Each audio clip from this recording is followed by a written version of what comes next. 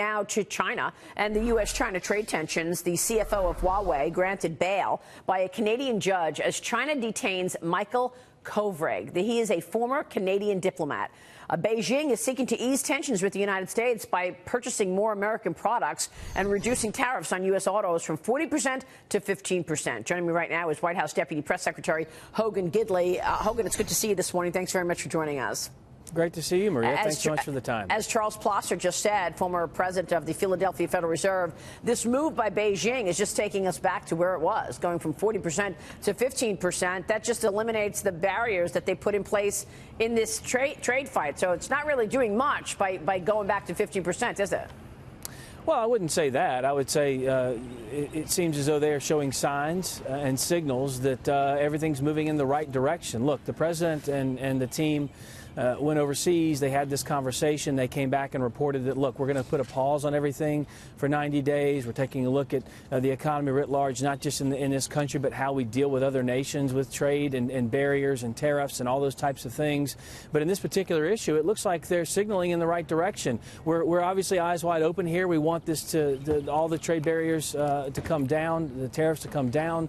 But in the meantime, the signals are good, and we're hoping that everything moves forward in that way. Oh, look, we know that China was not happy with Canada for making sure that this woman was in jail, the CFO of Huawei. Now a Canadian is being detained in China. Was that a tit for tat? Oh, look, I can't get into that. That's up to our DOJ here. What I can tell you is we have good relations with both countries. We're monitoring the situation, and when I have something to report, I'll let you know. But I can't comment further than that. But Hogan, I'm looking at all of these moving parts. For example, the Marriott hack. Now we see reports that China was behind this hack into Marriott customers and getting all of their information. Similar story with Boeing. These are all of these stories that are happening, and China is behind them. The public really doesn't understand what's going on here. This is a lot bigger than I think most people understand.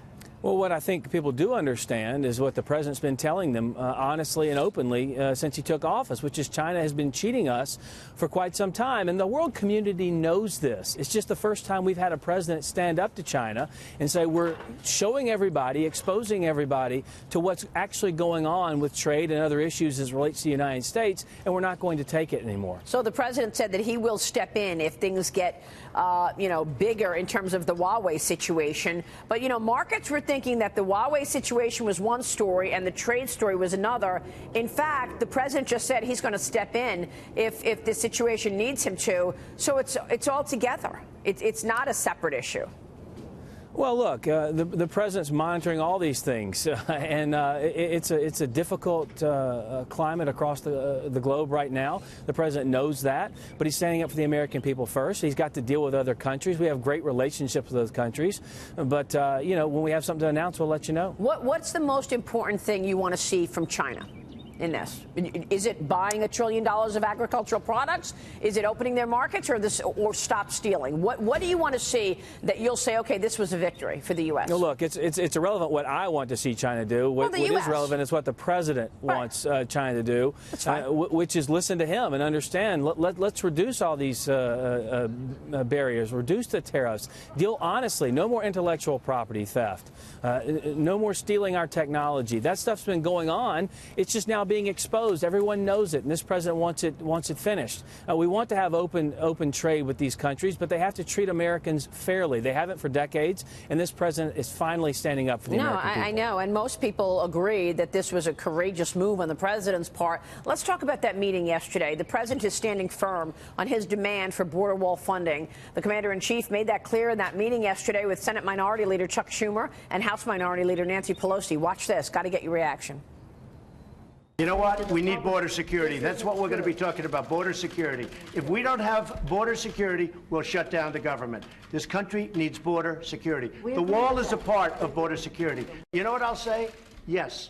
If we don't get what we want, one way or the other, whether it's through you, through a military, through anything you want to call, I will shut down the government. Okay, absolutely. fair enough. And I am proud, and I'll tell you what, I am proud to shut down the government for border security.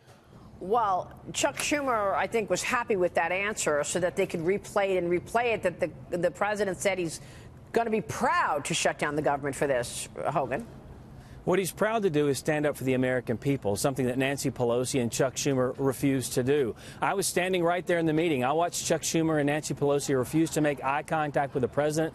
They talked, via nonverbal cues back and forth to each other. But it is very clear what Nancy Pelosi wants. She mentioned the American people multiple times. Chuck Schumer mentioned the American people multiple times. But their policies don't defend the American people. They don't support the American people. When they talk about the border, they are standing up for people who are here illegally and unlawfully, hundreds of thousands of them, and they refuse to stand up for the hundreds of millions of American people. That is very clear in the policies they want. They themselves hide behind walls, locked doors, and armed guards, but they won't let the American people do the same. All we're asking for is to protect the American communities and families that exist in this country, many of which, quite frankly, are legal aliens, legal immigrants who've come to this country. We want to support and protect them. The Democrats want to support people who are here illegally and unlawfully, and the president exposed that to the American people yesterday, wide open for everyone to see. Why? Why, Hogan? Why would they want that? I mean, is it just that they don't want the president to have a victory? I mean, whatever it takes, don't give him a victory? Well, that's part of it. But look, they used to be on the right side of this. They voted themselves. Chuck Schumer, Barack Obama, Hillary Clinton all voted for a border wall. They used to be for securing our borders. They are not for that anymore. Three things have really changed. One is the political calculus. They think they can get the voters who come over to this country by offering them free stuff and citizenship, even though they've broken the law. Also, Donald Trump is in the White House. They hate that. So they're going to oppose anything he wants to do. But also, the problem has just gotten much worse. We've seen it. It's unacceptable, it's untenable, and it's unpopular. Well, the American people want to secure the border. You would think it's a 70-30 issue. With this caravan crisis, that they would be closer on this. Lawmakers talking about funding for the border wall, and the migrant caravan is still trying to enter the United States, with some members trying to bargain with the president. There is a report this morning that says a group of migrants entered the United States consulate in Tijuana yesterday, and they say they have a message for President Trump. Let us in your country or give us $50,000 to turn around. So now they want to be paid to turn around, Hogan. It's unbelievable to watch what's going on. And what's even worse is this is a Democrat-caused problem. You remember 2 Octobers ago, the president put forth a 70-point immigration plan. Democrats were nowhere to be found. About a year ago, he basically did the same thing with 4 pillars and said, here's what we want to do. One of those things is a border wall, and then securing our border with ending chain migration, ending the visa lottery. And Democrats wouldn't come to the table. They won't come to the table because they want the issue. They refuse to fix what they've been begging to fix for decades just because Donald Trump's the one trying to fix it. Yeah, well, some of this was playing to the cameras. I'm just wondering if yesterday was a test to show us what the next 2 years are going to look like.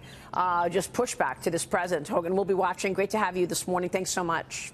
Thanks so much for the time. Hogan Gidley at the White House this morning.